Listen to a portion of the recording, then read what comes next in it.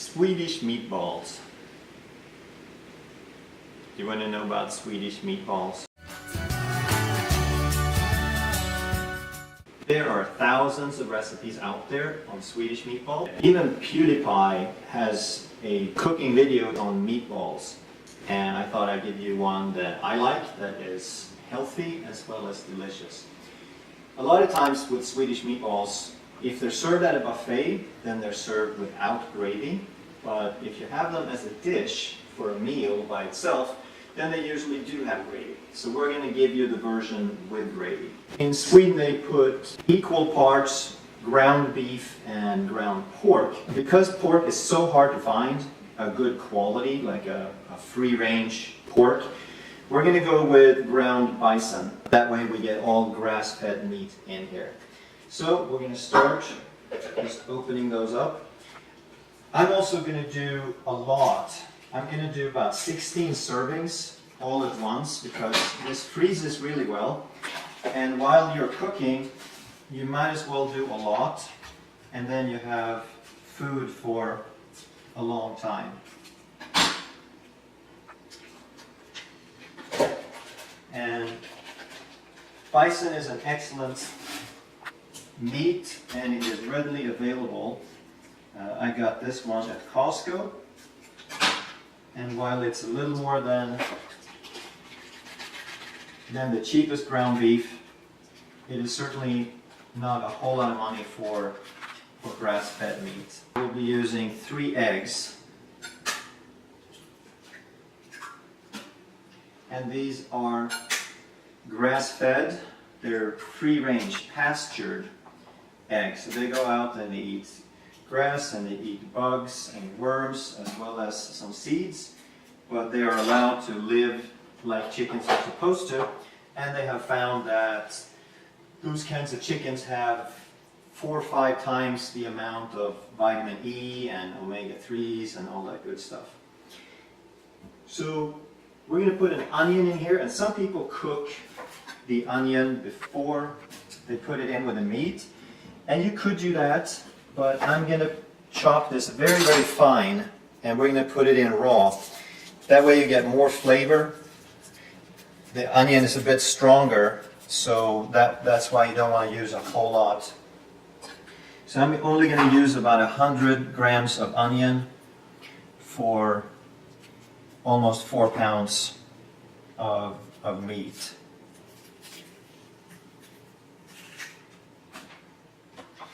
And when you cut an onion, you cut off the ends, you slice it in half, and then you look for where the tight end is and you put it away from you. And then you go in and you cut very, very fine, depending on how finely chopped you want it. But this time we want it very finely chopped, so I'm going to cut as close as I can. And then when you cut it this way, now you already have it mostly chopped. So again, we're going to, because it goes inside the meatballs, we want the pieces very, very small so that they don't make the meatballs fall apart. And then I usually discard just the last little piece. That's a little harder than the rest of the onion.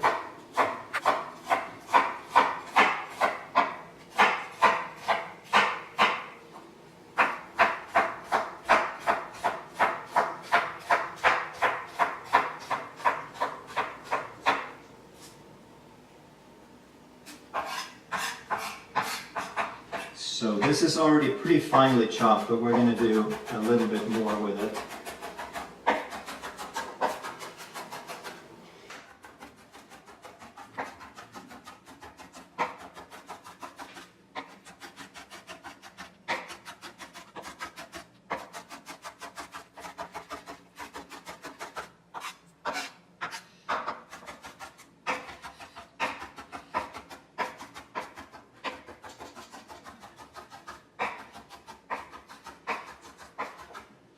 There we go. So now we have it very nice and fine.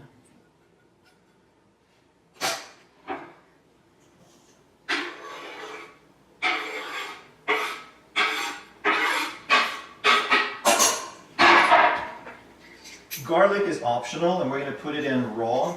So if you use it sparingly, because it's very potent when you put it in raw in the meat like this. So I'm using 3 cloves for just under 4 pounds.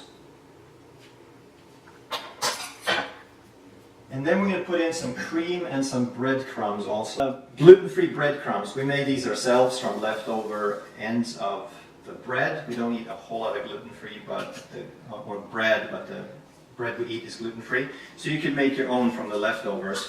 So you want to soak some breadcrumbs in cream. This meat is very lean, and you want to try to add a little bit of fat in there. So we're going to do that with cream and breadcrumbs. And really, you want to do that kind of early so it gets a chance to soak for about 10 minutes. We'll use 4 tablespoons. This is 2 tablespoons each measure.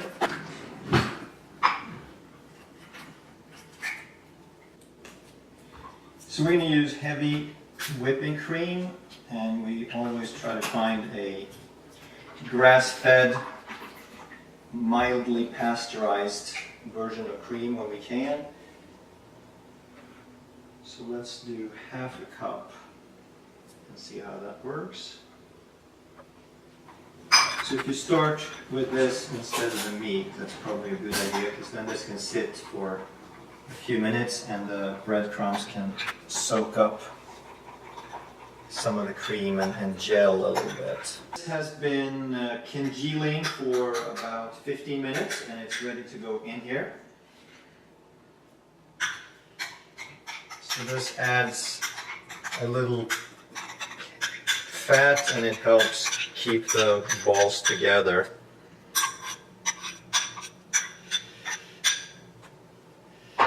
And then it's time to get the hands dirty. You could use an electric beater, but it's kind of quicker just to get a little messy. So again, this is a lot of food, but I prefer, it's a little more work to do a lot, but then you can freeze it and have food for a long, long time, so you only cook every couple of weeks. I keep many servings of a few different things in the freezer, so there's always something to grab. I don't really have time to cook every day, so on weekends I do a little extra. Salt jar. So here is 1 teaspoon. Not quite sure how much goes in there, but we'll add it all up and let you know in the text below the video. So now we're going to roll the balls, and I'm going to use this tray. It helps to have a little bit of water on your fingers as you roll them. So you pick up a little piece like that, and you roll and you place it on the tray. So there's no set size for this. This is kind of a size that I like. Just a little bit smaller than a golf ball. Some people make them a lot smaller than this even. This brings us to the last of these. So we got right around 50 balls here. And I'm going to cook this in just a little bit of coconut oil. It's not to add any fat, it's just so it won't totally stick. I'm not going to use a non-stick pan, I'm going to use a stainless steel because I want it to stick a little bit so we get that browning effect. Then I'm going to wash it out and save the flavor for the sauce. So we'll put in just about a tablespoon. So being Swedish and making meatballs called köttbullar, of course we have to use Ikea cookware. So stainless steel is a good choice of cookware. If you use any kind of non-stick, make sure that it doesn't have any of the bad chemicals in them.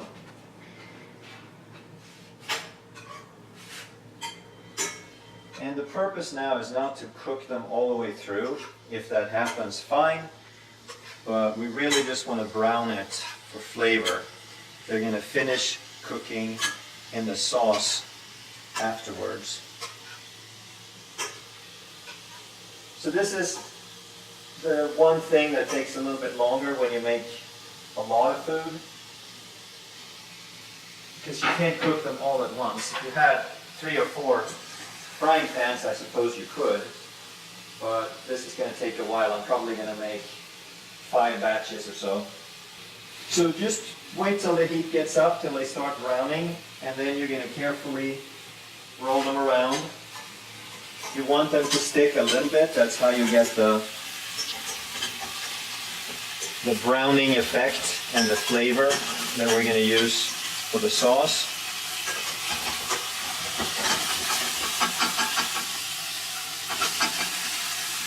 So they're only going to be a few minutes.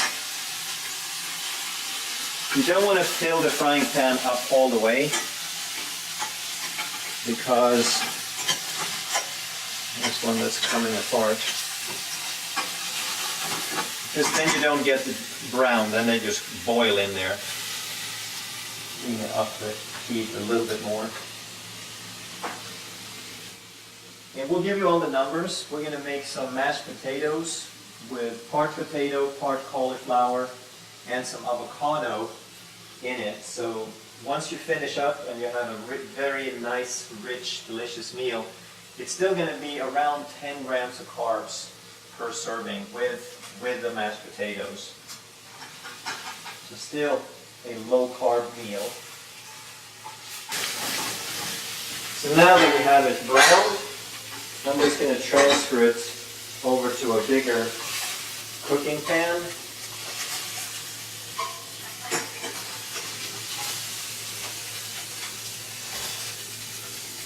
And these are not holding together as well as I would have liked, as they usually do.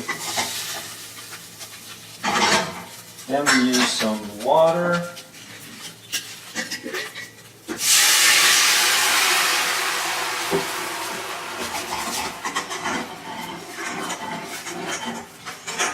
So we want to get it nice and brown, but we don't want to burn it. We don't want to get it black in the pan. Because then we're ruining the food and creating toxins. We have this, all of the brown out of the bottom. Then we pour that in over the meatballs. And you could even go and rinse the pan in between so this stuff doesn't stick around and get burned. So we got the pan cleaned and we're ready for the second round. We got the finished balls in there, and we'll put the lid on just to keep them warm. It doesn't really matter, they're going to be cooking in the sauce for a little bit after that. And coconut is not only a healthy oil, it is, because it is saturated, it is more heat stable than most other fats.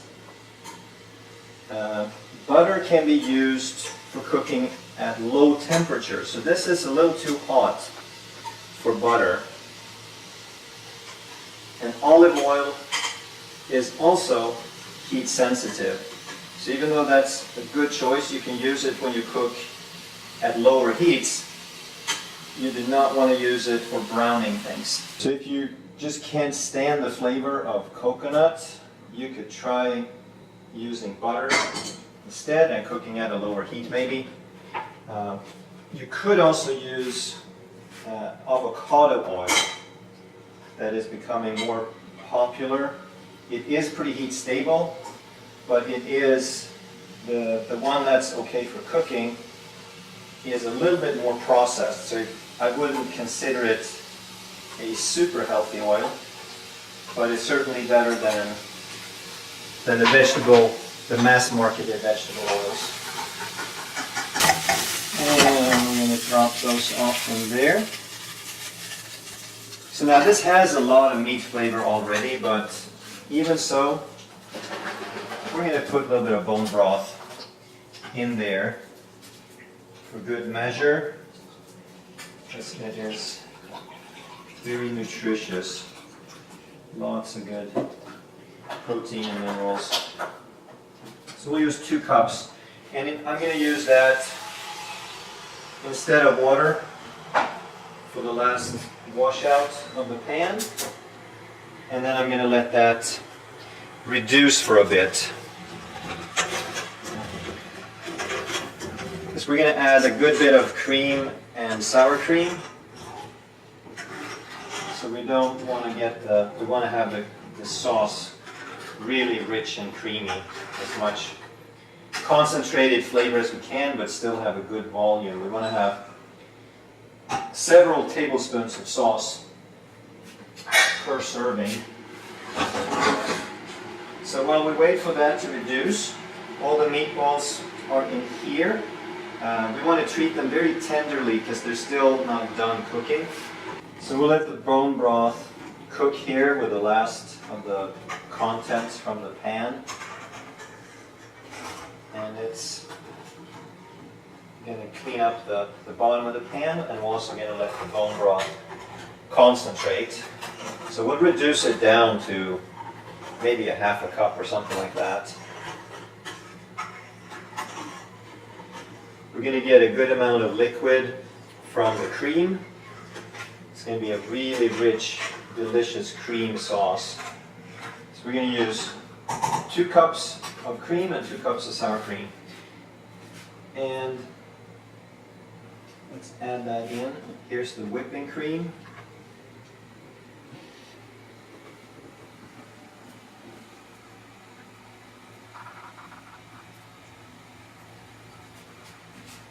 And here's the sour cream.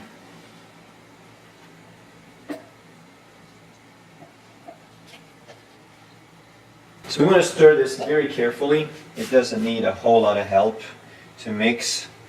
Just go in around the edges and let time do its thing.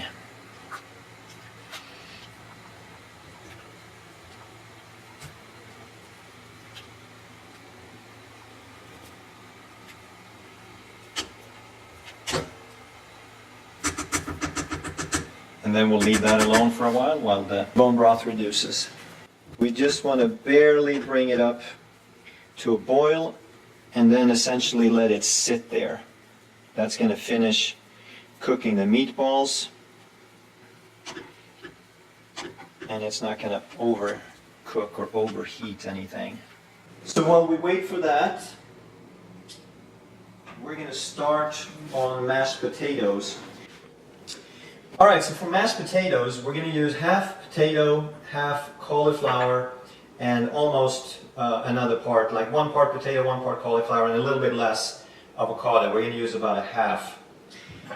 So just to make it cook quickly, we'll cut it in a few pieces. And this is we're going to use the skin because it is a clean potato with thin skin and it is organic. So most of the nutrients are in the skin anyway. We'll put those in a steamer. We'll throw the bell pepper. So this is for 2 servings. Even though we're making a whole bunch of meatballs, we're going to freeze them. And so we'll have 1 serving today, and then I'm just cooking enough mashed potatoes. And the avocado we're going to add toward the end when all of this is cooked. So right now we're just going to put this on the stove and get that started. Cauliflower, not bell pepper. I said cauliflower the first time, right? Yeah, but you call it bell pepper. Okay, so the bone broth is reduced. We got a lot of nice flavor in there. We'll turn off that heat and we'll add it to the meatballs.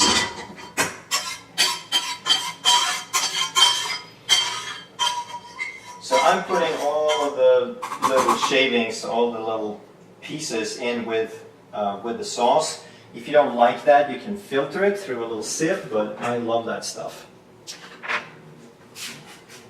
I think it adds to the sauce to have just a little bit of texture. So now we brought this up, it's nice and warm. And again, it doesn't need to boil, it's on the verge of boiling, so that's warm enough to finish cooking the meatballs. So we're going to turn that all the way down and put a lid on it and wait for the potatoes to get ready. So that looks really good. We just need to put some finishing touches on. The sauce is a little thin, so we're going to thicken it a little bit, and we're going to also add some salt. So soy sauce, you can use Bragg's Aminos. We'll put a couple of tablespoons in there and see how that does. And then we're not using wheat flour for this. We're going to use potato starch. So we'll put that in a little container and we'll add water to it. And then we stir.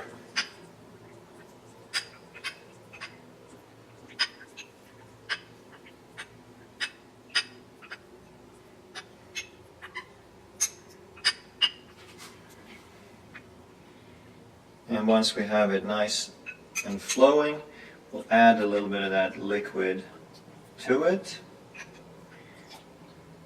And keep it moving so it doesn't form clumps in there.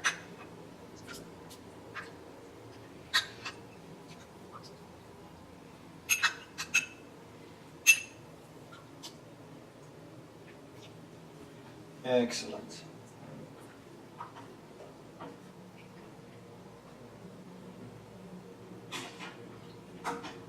Stir that around. Still a little thin, but I don't want it too thick. If you like it thicker, you can add a little bit more. So let's give it a taste here.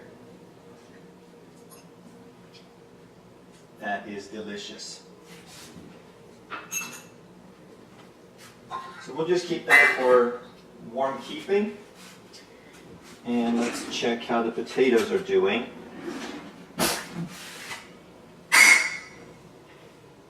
So we poke the potatoes and they are not quite done. They are a little bit, they stick a little bit too much. So we'll leave them on for about 4 or 5 more minutes. So now the potatoes are done. And the way that you know is you poke them and they don't stick to the little metal poker here. So they're nice and soft.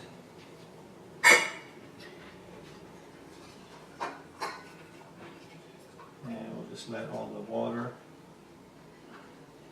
run off. And then we'll put them in here. We're just mashing them a little by hand first. And then we're going to add 1 tablespoon of butter.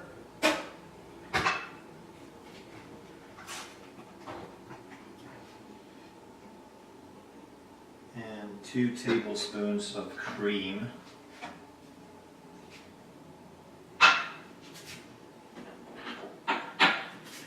Dash of salt. And the avocado. And then we'll blend.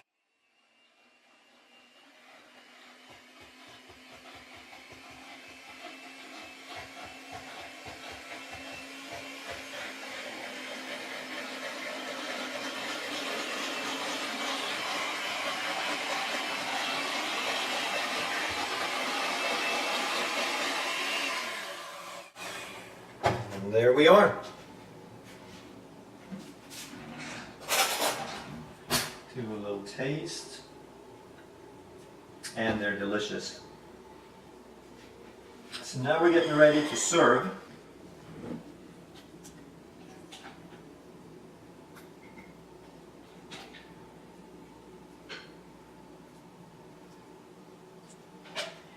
There.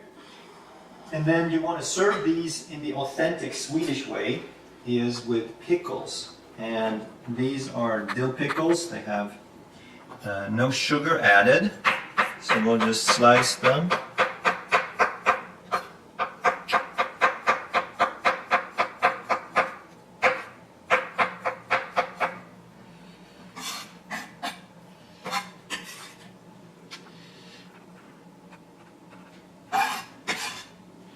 And in Swedish, this is called saltgurka.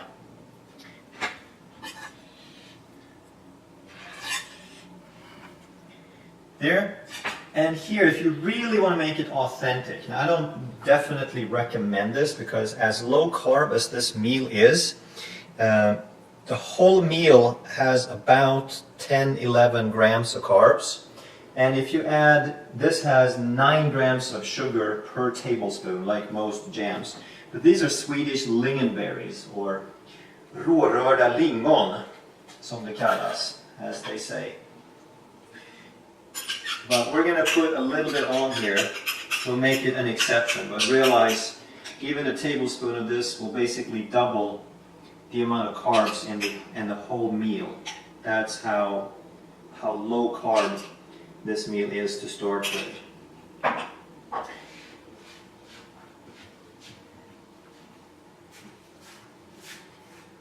And then we bring on the meatballs.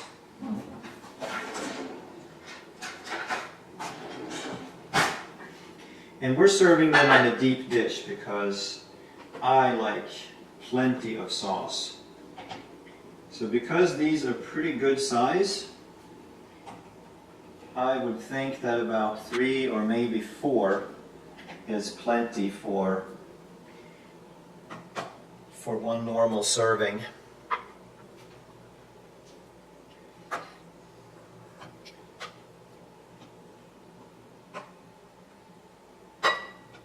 There, and then be generous with the sauce because that's the good stuff.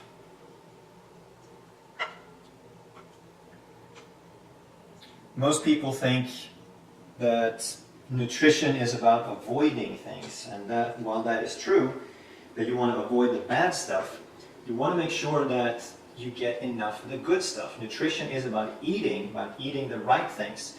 So often I have patients and I ask them how they're doing on the nutrition program, and they say, oh, I'm doing great, I'm hardly eating anything. And they're kind of missing the point. It's not about not eating, it's about eating the right things. And when you do, your body knows what to do with it, and it's not going to start stuffing away fat in your fat cells.